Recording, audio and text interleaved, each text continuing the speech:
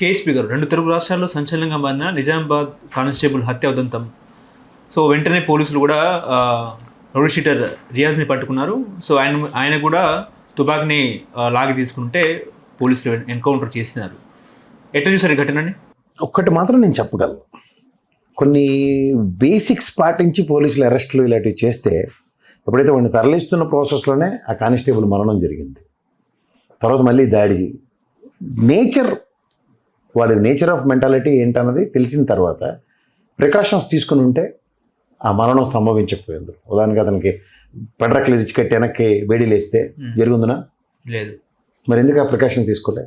So అట్లాంటివి పునరావృతం కాకుండా ఉండడం కోసం పోలీస్ వ్యవస్థ కొన్ని నియమాలని సరళించి వాళ్ళకి డైరెక్షన్స్ ఇవ్వడం చాలా మంచిది. చేతులు కాలిన తర్వాత ఆకులు పట్టుకుని వెళ్ళినాము.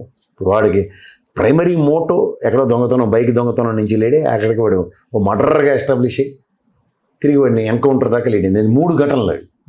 రాబరీ అన్న దగ్గర చూసుకుంటే it has led to murder. ఆ లెటర్ 2 ఇష్యూని పరిగణలో తీసుకుని పోలీస్ డిపార్ట్మెంట్ ఎన్కౌంటర్ దాకా తీసుకెళ్ళి. సో ఓవరాల్గా మనం ఎటు తీసుకెళ్తున్నాం చూసే కోణం ఏముంది? బైక్ దొంగతనాలు 1,00,000 మంది చేస్తున్నారు, నాకు తెలిసి చాలామంది చేస్తున్నారు. బైక్ దొంగతనాలు పట్టుకున్న వాళ్ళందరినీ వాడు హత్యలు చేస్తాడన్నది ఇంకో కోణం, వాడిని మళ్ళీ ఎన్కౌంటర్ చేస్తారన్నది 3వ కోణం. దీని మీద ఏమని విశ్లేషించగలుగుతారు ఎవడైనా? ఒక మనిషి యొక్క మెంటాలిటీ, ఎందుకంటే నాకు తెలిసి సైకలాజికల్ సిచ్యువేషన్స్ని బాగా అర్థం చేసుకునే నేపథ్యం గౌరవ ఐఏఎస్ ఐపీఎస్లకి పోలీస్ డిపార్ట్మెంట్కి ఎక్కువ ఉంటుంది. ముఖ్యంగా పోలీస్ డిపార్ట్మెంట్కి ఎక్కువ ఉంటుంది. ఎందుకంటే వాళ్ళు 10 మందిలో ఒకరిని ఐడెంటిఫై చేయడంలో వాళ్ళకున్నంత మెచ్యూరిటీ లెవెల్స్ ఎవరికి ఉండవు. He will definitely pick an odd man. అలాంటి దగ్గర వాళ్ళే తప్పటడుగు వేశారంటే మనం ఏం చేస్తాం? వాడు ఎట్టి పరిస్థితుల్లో ఇప్పుడు దొంగ డైరెక్ట్గా వచ్చి సరెండర్ అయిపోడు కదా. వాడు తప్పించుకోవడానికి చూస్తాడు అన్నప్పుడు వీళ్ళ దగ్గర ఎలాంటి మెలకువలు ఉన్నాయన్నది ఫస్ట్ పాయింట్. ఆ మెలకువల్ని మనం ఎప్పుడైతే రక్షణ కాన్సెప్ట్లో చూసుకునే దగ్గర వాడిని ప్రొటెక్ట్ చేయాలి కదా. ఇప్పుడు సాధారణంగా గన్ ఉంది కదా అని చెప్పి పోలీసుడు టక్మనాన్ని షూట్ చేసి ఏం చేసి ఫస్ట్ వాడు కాలు ఇస్తాడు, తర్వాత జరుగుతాయి. కానీ ఒక ఎన్కౌంటర్ దాకా లీడ్ అవుతుందంటే వాడి యొక్క మెంటాలిటీని వీళ్ళు ప్రైమ్ అఫేర్స్గా రీడ్ చేయడం పెద్ద తప్పు చేశారని మాత్రం నేను చెప్పగలను. అది సాధారణంగా అలాంటి దాంట్లో సిద్ధహస్తులైన పోలీస్ డిపార్ట్మెంటే తప్పు చేస్తే మనం ఏం చేస్తాం? కంచే చేయను వేస్తే రక్షించేవాడే భక్షించేవాడు అవుతాడా అన్నది ఆ కోణంలో చూడవలసి వస్తుంది.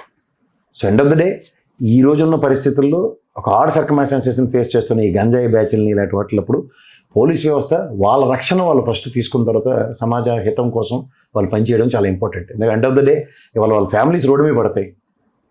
ఉదాహరణకి కానిస్టేబుల్కి కనుక మ్యారేజ్ అయితే భార్య పిల్లలు, వీడికే ఉంది బాధ్యత లేని కదా, వీడు చేస్తున్నామని కోతి పనులే.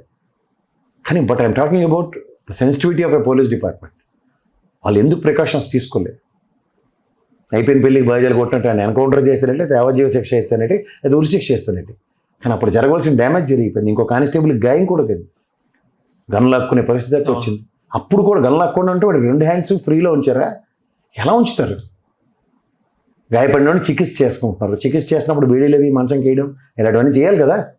ఆల్రెడీ వాడితో జరిగిన ఒక క్రిమినాలిటీని ఎస్టాబ్లిష్ అయినప్పుడు. ఇంకా కొంతమంది రౌడీ షీట్లో ఇంకా పొలిటీషియన్స్ కూడా ఉన్నారు ఈ కాలంలో. ఉంటారండి, వాళ్ళు బతకాలంటే ఎదవలను పోషించుకొని తిరుగుతున్నారు వాళ్ళు. ఒక దృక్పథం మారిపోయిందండి. పొలిటికల్ సినారియో దృక్పథం మారిపోయినప్పుడు సినారియో ఏంటంటే అడాప్టబిలిటీ తెలుతుంది. వాడికి పోలీసులు ఇచ్చే రక్షణ కన్నా ఆడికొన్న దిక్కుమల బ్యాచ్తో రక్షణ ఎక్కువ అవుతుంది వాడికి, మంది మార్బలంతో. ఈ మంది మార్బలంకి ఎప్పుడైతే అట్రాక్ట్ అవుతారో ఒరిజినల్ డైమెన్షన్స్ ఆఫ్ పొలిటీషియన్కి వాడి యొక్క సామర్థ్యం తగ్గిపోతుంది. వాడికి పనికిమాలిన పనుల మీద ఎక్కువ కాన్సన్ట్రేషన్ ఉంటుంది. అది జరుగుతుంది ఇప్పుడు. ఇంట్లో మీరు కొత్తదనం ఎత్తుక్కోవడం మన తప్పు అంటున్నాను.